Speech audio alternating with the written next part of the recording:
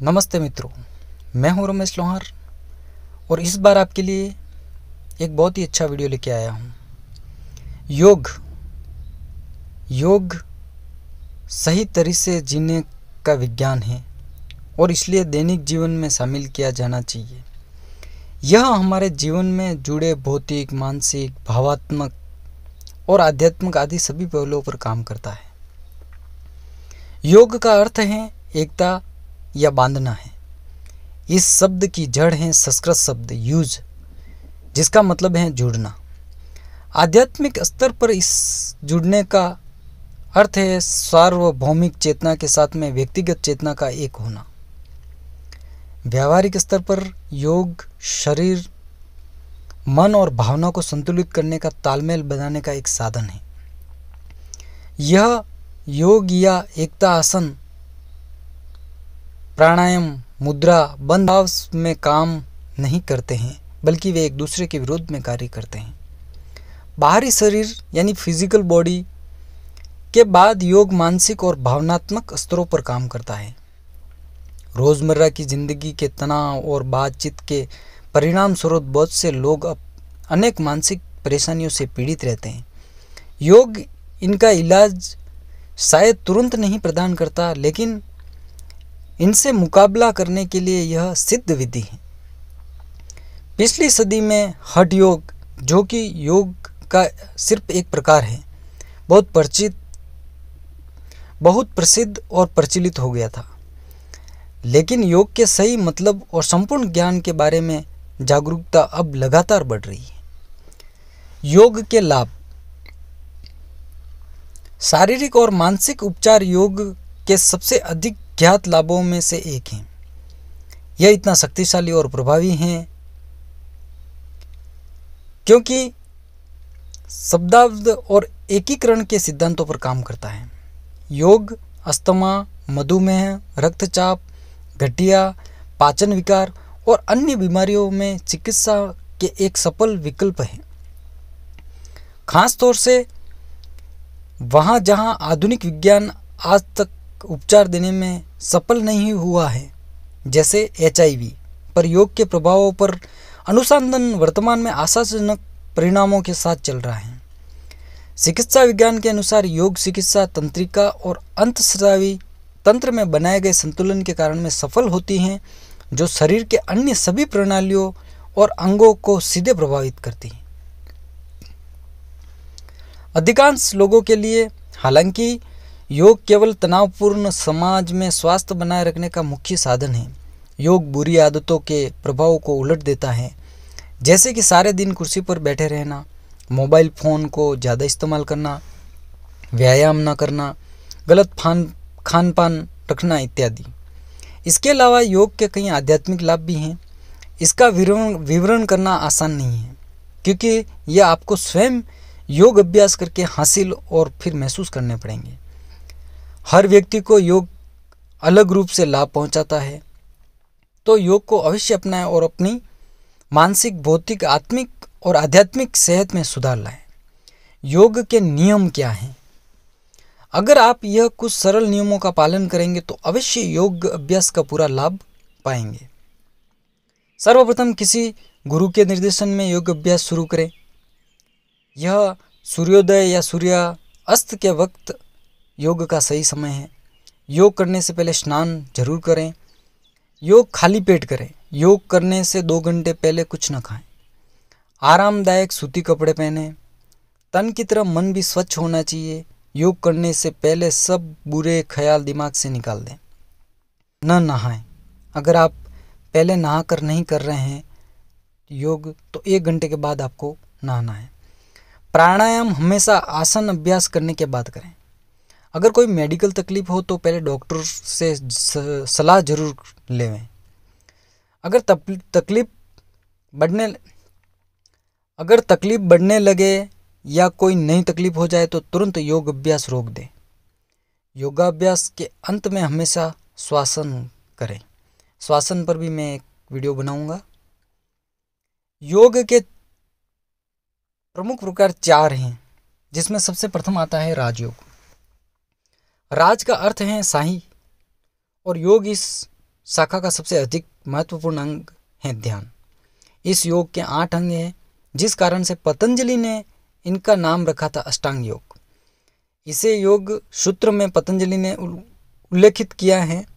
यह 8 इस प्रकार के हैं: यम यानी शपथ लेना, नियम आचरण का नियम या आत्मानुशासन, आसन प्राणायाम श्वास नियंत्रण, प्रत्यातर इसका मतलब है इंद्रियों का नियंत्रण, धारण इसका मतलब है एकाग्रता, ध्यान यानी मेडिटेशन। आजकल मेडिटेशन पर बहुत सारे वीडियो यूट्यूब पर आपको अवेलेबल मिल जाएंगे।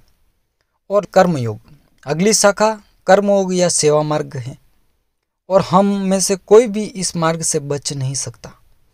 कर्मयोग का सिद्धांत यह है कि जो आज हम अनुभव करते हैं वह हमारे कार्यों द्वारा अतीत में बनाया गया है। इस बारे में जागरूक होने से हम वर्तमान को अच्छा भविष्य बनाने का एक रास्ता बना सकते हैं, जो हमें नकारात्मकता और स्वार्थ से बाध्य होने से मुक्त करता है। कर्म आत्म आरोही कार्रवाई का मार्ग है। जब भी हम अपना काम करते हैं तो अपना जीवन निस्वार्थ रूप से जीते हैं और दूसरों की सेवा करते हैं, हम कर्म योग करते हैं। तीसरा आता है भक्ति योग। भक्ति योग भक्ति के मार्ग का वर्णन करता है। सभी के लिए सृष्टि में परमात्मा को देखकर भक्ति योग भावना को नियंत्रण करने का एक सकारात्मक तरीका है। भक्ति का मार्ग हमें सभी के लिए स्वीकार्यता और सहिष्णुता पैदा करने का अवसर प्रदान करता है। अंतिम आता है ज्ञान योग। अगर हम भक्ति को मन का योग मानते हैं तो ज्ञान योग बुद्धि का योग है, ऋषि या विद्वान का मार्ग है। इस पथ पर चलने के लिए योग के ग्रंथों और ग्रंथों के अध्ययन के माध्यम से बुद्धि के विकास की आवश्यकता होती है। ज्ञान योग को सबसे कठिन माना जाता है और साथ ही साथ सबसे प्रत्यक्ष। इसमें गंभीर अध्ययन करना होता है और उन लोगों को आकर्षित करता है जो बौद्धिक रूप से इच्छुक है। योग कब करें या योग करने का सही समय क्या है?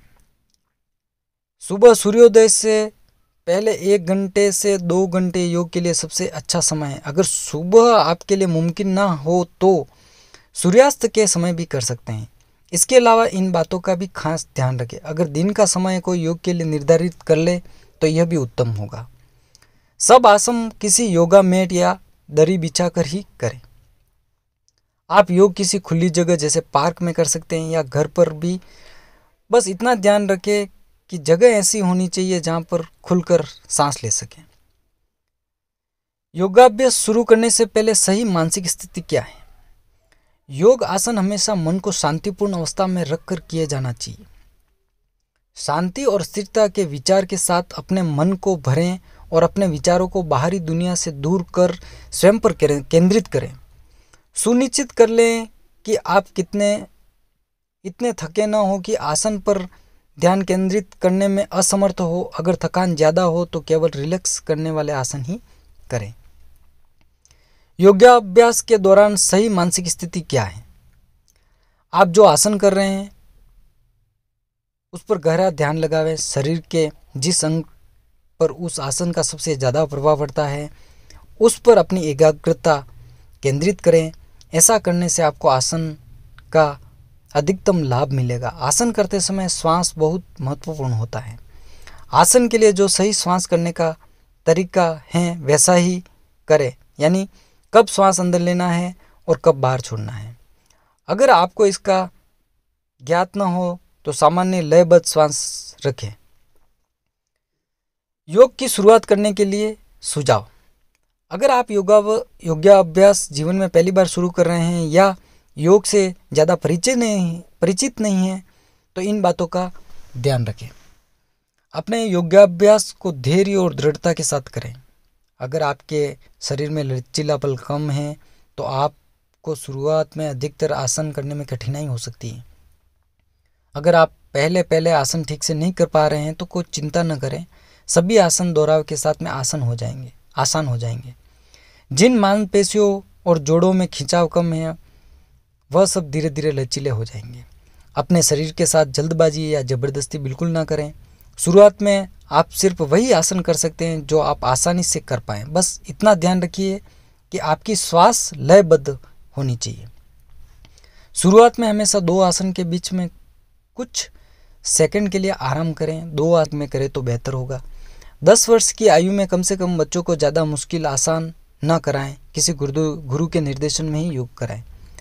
खान पान में संयम बरतें, समय से खाए पिए।